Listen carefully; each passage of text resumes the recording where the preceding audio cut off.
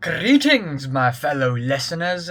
It's the Culture Detective here investigating your favorite movies, and today I'm going to talk about Clockwork Orange. Clockwork Orange by Stanley Kubrick. Film released in 1971.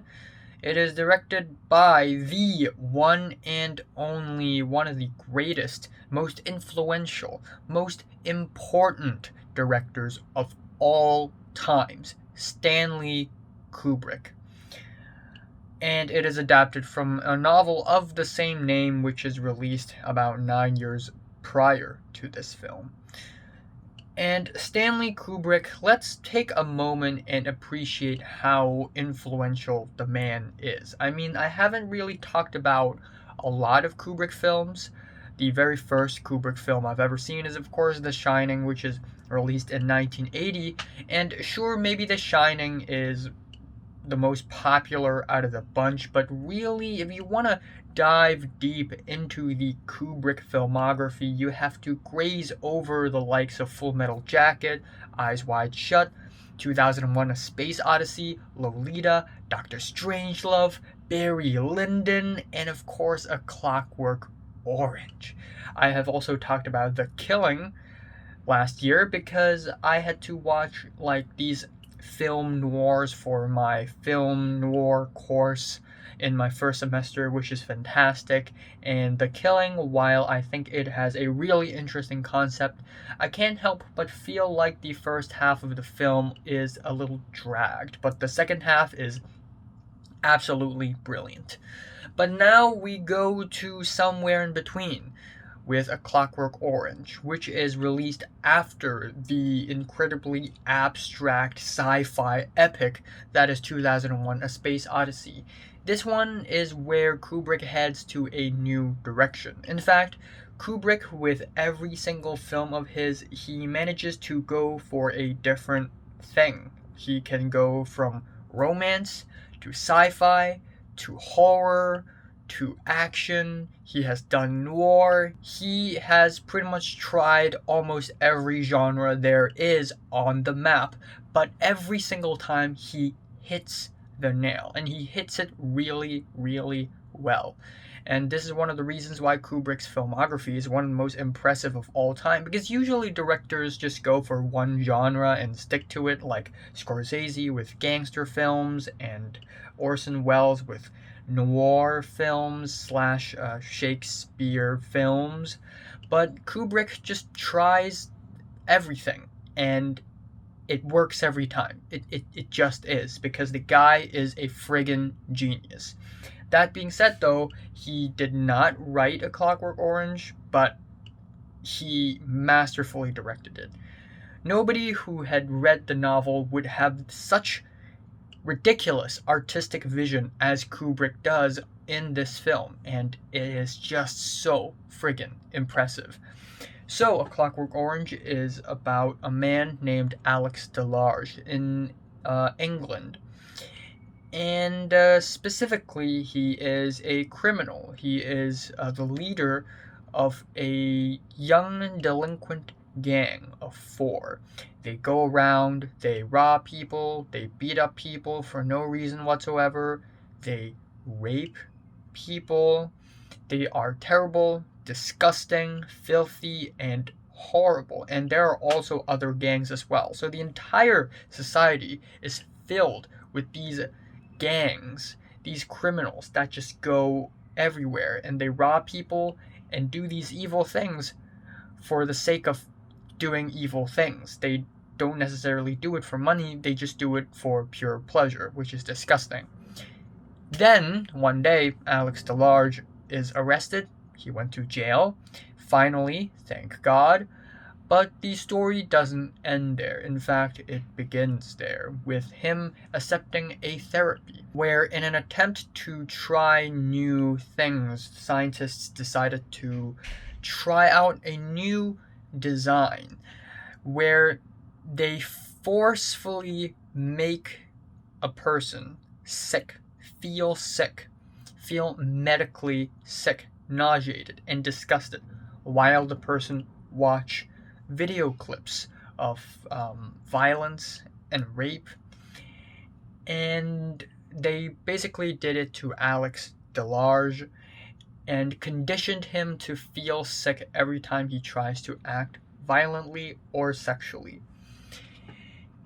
And the story complicates from there on because at first it's almost like Alex DeLarge is finally cured of being violent and sexual by forcefully making him feel sick.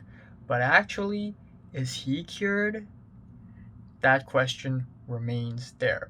But what's really obvious is that once he's released from prison, he is constantly bullied by other people who he himself had bullied 2 years ago. And this just goes to show that, I mean, sure, what comes around goes around, an eye for an eye, but also at the same time, it just really shows that the society is broken because of these young criminal gangs. But actually, not exactly. The society is broken in general, because even without these young criminal gangs, people just have a tendency towards corruption and evilness. The cops are corrupt. The people who pretended to be nice on the surface only wanted to use Alex DeLarge as a political tool. So that's one thing about Kubrick's work that really impresses me, is that his films are always like we live in a society, but it's really profound and done in such an artistic way. It's really masterful. And writing a script, writing a screenplay that is both interesting and entertaining and at the same time saying a lot about society is actually way more difficult than you think. And Kubrick just perfectly nails that. Yeah, let's talk about the aesthetics. Holy shit. This entire film feels like one really fucked up Andy Warhol painting. It perfectly captures the LCD acid fueled artistic boom of the 1960s and 1970s. You know, when people started to wear really strange clothes in different color palettes, where films began to be very artistic and experimental, where we have genres like avant-garde jazz, psychedelic rock, and prog rock booming, where we have more contemporary and avant-garde and surreal art than ever in history.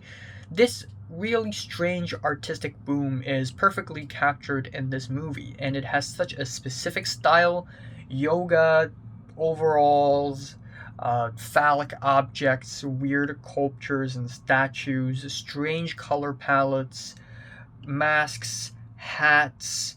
It's all very, very particular.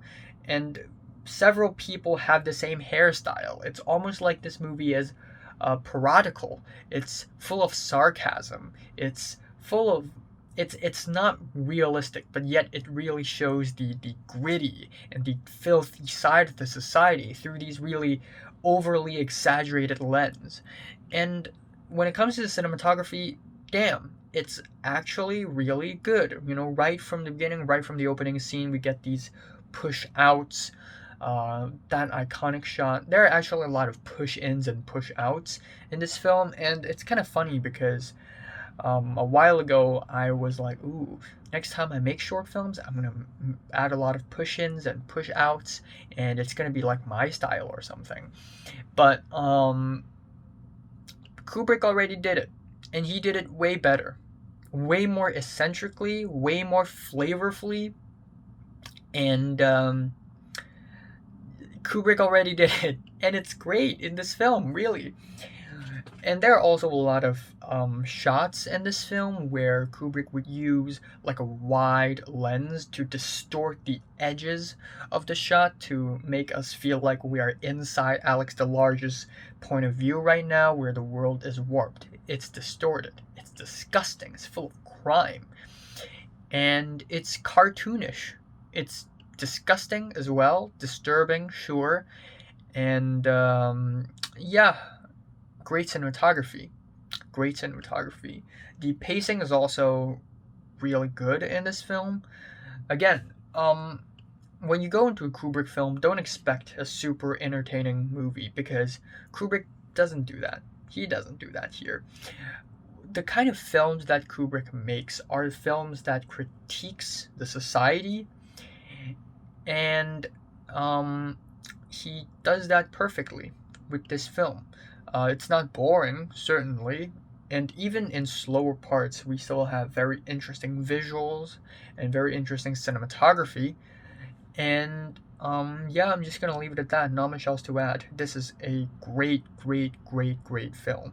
I wouldn't say I enjoy it because there are some like messed up stuff in this film, but it's so messed up in such an eccentric and weird way, and the dialogues too. Some characters, the things they say are so unreal. Like like I get tolchoked and yabbles to you. I'm like an oogie woogie, and I would like to smash them eggy wags. And then there's this other guy who says yes at the end of each sentence. Yes, you are in trouble. Yes. I forgot to mention that the usage of music in this film is really brilliant. There's a lot of classical music in this film, and each of these classical music pieces fits the tone of the scenes really well, and at the same time add a layer of cartoonishness to the situation. Kubrick perfectly captures the world of crime in a very corrupted society in a cartoonish and disgusting manner that is absolutely artistic and impressive. I am giving A Clockwork Orange a strong 9 out of 10. So, have you watched A Clockwork Orange from 1 to 10? How much did you rate it? Like it, and subscribe if you want more. And thanks for watching. I am watching The Father tonight.